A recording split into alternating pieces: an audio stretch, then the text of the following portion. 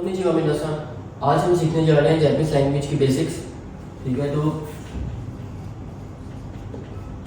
Basic के अंदर हमारे पास बेसिकली जो जापानीज लैंग्वेज होती है उसके अंदर तीन किस्में होती हैं, तीन टाइप्स होती हैं।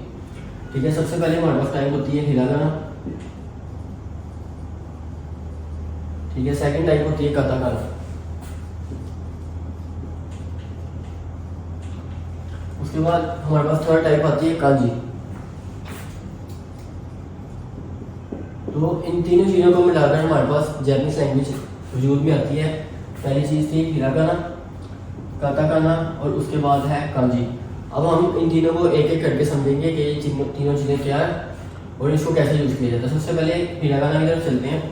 हिरागाना में हमारे पास टोटल होते हैं 46 अल्फ़ाबेट्स।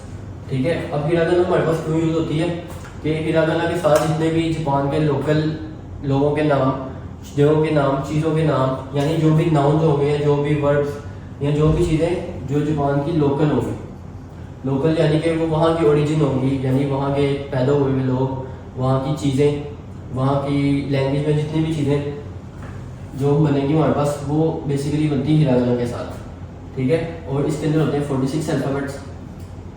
उसके बाद हमारे पास आ जाती है second type katakana 2।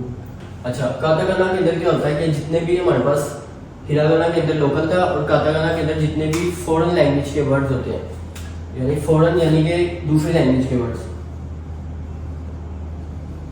Foreign language words.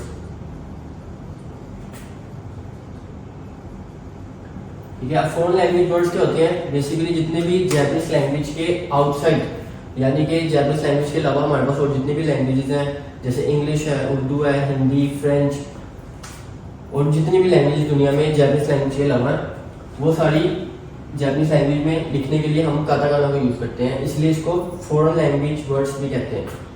ठीक है, उसके बाद हम अच्छा इसके अंदर भी 46 अल्फ़ाबेट्स होते हैं। ठीक है, 46 ही हिरागाना में होंगे और 46 अल्फ़ाबेट्स ही काताकाना के अंदर होंगे। ठीक है, उसके बाद हमारे पास लास्ट जो थर्ड टाइप है वो आ जाती है कांजी। ठीक है, कांजी जो बेसिकली वो है चाइनीज कैरेक्टर्स, यानी जो कांजी के जितने भी वर्ड्स होंगे वो चाइनीज लैंग्वेज के वर्ड्स होंगे। ठीक है, तो जापानीज ने क्या किया है, उसको इंपोर्ट किया हुआ अपनी लैंग्वेज में। ठीक है, अब हम देखेंगे कि इसका यूज़ जापानीज लैंग्वेज में क्या है। ठीक है, तो जापानीज लैंग्वेज में इसका यूज़ ये है कि उन्होंने एक कन्वीनियंसी के लिए इसको यूज़ किया हुआ है। जैसे फॉर एग्जांपल हमारे पास एक वर्ड है कुरुमा। ठीक है, ये 3 वर्ड्स कौन से हैं? 1 2 3। ये 3 वर्ड्स कौन से हैं? ये हिरागाना की लैंग्वेज के अंदर अल्फ़ाबेट्स को यूज़ करते हुए हमने लिखे थे कुरुमा।